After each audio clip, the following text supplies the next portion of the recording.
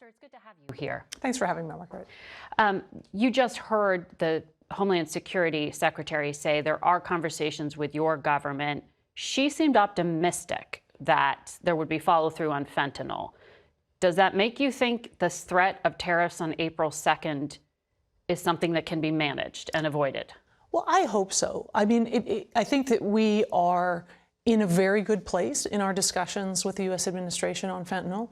We have invested a lot of new resources. We have given our law enforcement new powers, and we have responded to the requests of the Trump administration with respect to cooperative effects in getting at the sources. So the organized crime, the precursors coming from China. And we've had some really, really good discussions. So we're optimistic. And I just would say, and I think it's important for your viewers to know, fentanyl is a very serious problem in Canada too.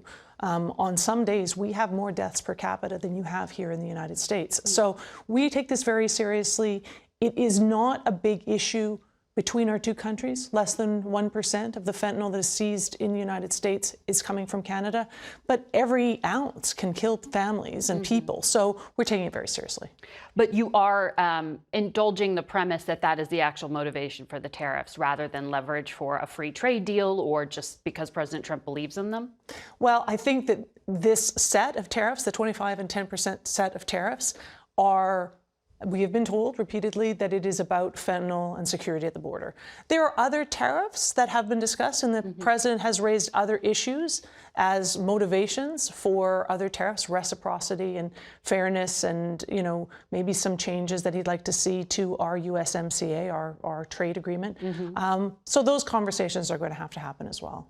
So President Trump said Friday he may put tariffs on Canadian lumber and dairy Monday or Tuesday.